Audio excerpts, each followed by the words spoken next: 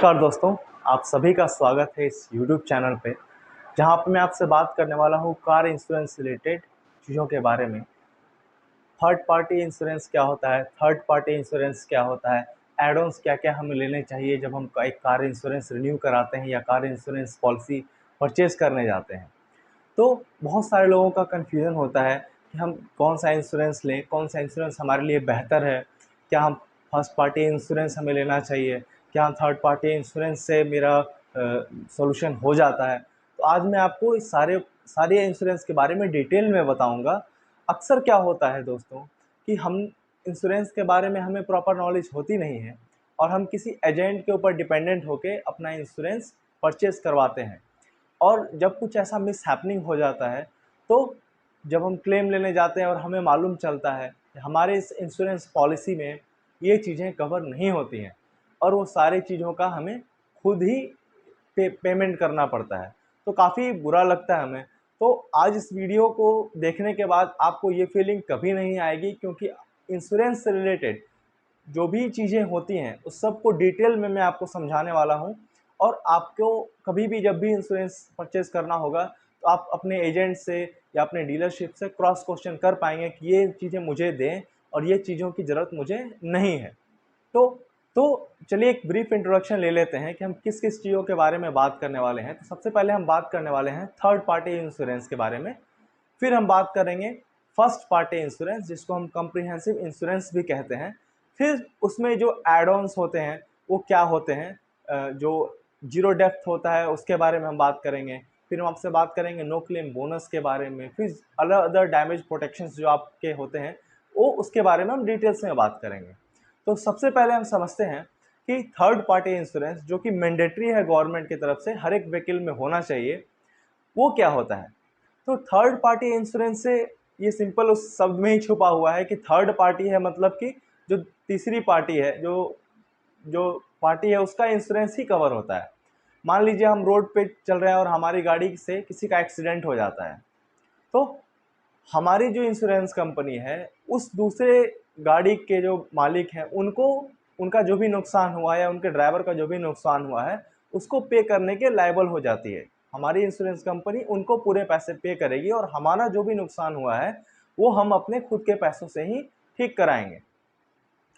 इसमें ये चीज़ बहुत ज़रूरी है कि गलती किसकी है। हो सकता है कि हमारी गलती ना हो और उसने हमारी गाड़ी को ठोक दिया। तो इस केस में क्या होता है, पुलिस वेरिफिकेशन होता है और पुलिस वेरिफिकेशन के बाद ये क्लियर होता है कि गलती किसकी थी। और जिसकी भी गलती होती है वो उसकी उसने उसने जिस कंपनी का इंश्योरेंस लिया हुआ है वो इंश्योरेंस कंपनी थर्ड पार्टी को रिपे करती है और उसके खर्चे का पूरा जिम्मेदारी लेती है। अब आते हैं फर्स्ट पार्टी इंश्योरेंस, जो कि एक्चुअली कम्प्रिहेंसिव इंश्योरेंस होता है।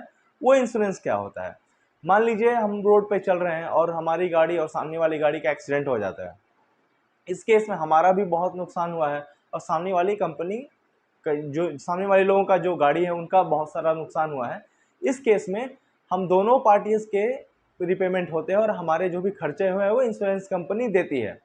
लेकिन यहाँ पे क्या होता है, कम्प्रिहेंसिव इंश्योरेंस में जो प्लास्टिक पार्ट्स होते हैं या फिर जो हमारे ग्लास के पार्ट होते हैं या फिर रबर से रिलेटेड जो भी चीज़ें होती हैं वो 100% कवर नहीं होती हैं।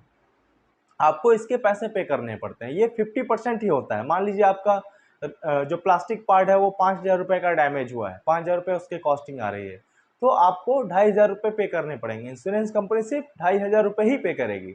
मान लीजिए ग्लास के कुछ पार्ट्स टूट गए, वो आपका रिप्लेस हो रहा है, उसमें आपके 10,000 रुपये खर्च हो रहे हैं, तो इंश्योरेंस कंपनी 5,000 रुपये ही देगी। तो इस केस में क्या होता है कि इसका सॉल्यूशन ये है कि हम अपना zero depth insurance add on में ले लें। इसमें एड ऑन्स होते हैं, हम एड ऑन्स में सबसे पहले ऐड करेंगे जीरो डेप्थ। जीरो डेप्थ में क्या होता है, ये सारे खर्चे 100% कवर हो जाते हैं। लेकिन यहाँ पे क्या होता है, आपका जो पॉलिसी का जो प्राइस है वो डबल हो जाता है। अगर आप जो थर्ड पार्टी इंश्योरेंस है, आपने कम्प्रिहेंसिव इंश्योरेंस लिया, तो कम्प्रिहेंसिव इंश्योरेंस ऑलरेडी 200 रुपये का हो गया अगर वो थर्ड पार्टी 100 रुपये का पड़ता था तो। और अब आपने क्या किया है, अब आपने एक एड ऑन ले लिया है जिसमें आपके ज़ीरो डेप्थ आ गया, तो अराउंड 30% और आपका बढ़ जाता है।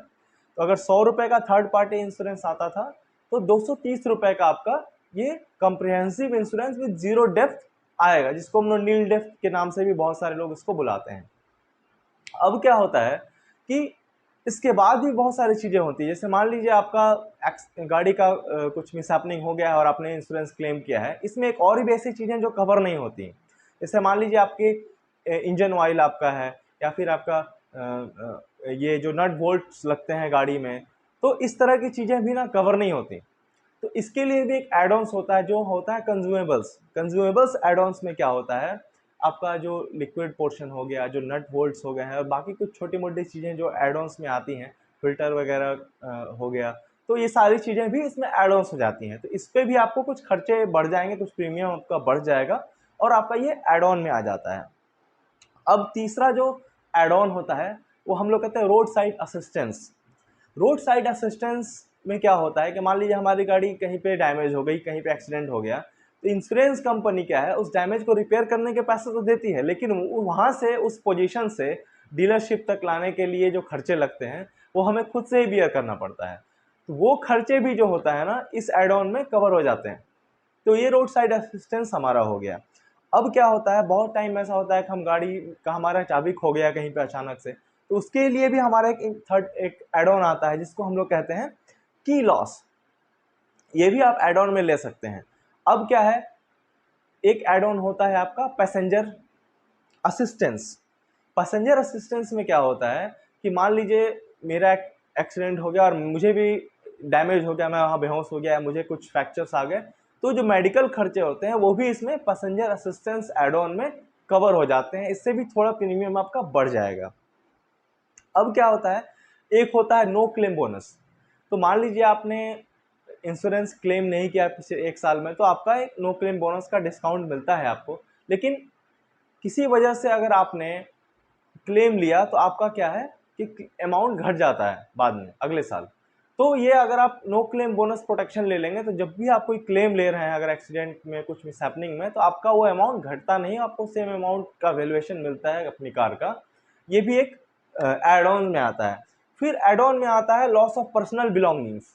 ये एड ऑन बहुत इंपॉर्टेंट है। मान लीजिए आपकी गाड़ी में आपका लैपटॉप है, या आपकी गाड़ी में कुछ कीमती चीज़ें रखी हुई हैं और एक्सीडेंट के दौरान वो चीज़ें मिस हो जाती हैं या टूट फूट हो जाती है, तो वो आपका एड ऑन्स में इंश्योरेंस पॉलिसी एड ऑन करके देती है, जिसमें लॉस ऑफ पर्सनल बिलोंगिंग्स के नाम से ये एड ऑन आता है।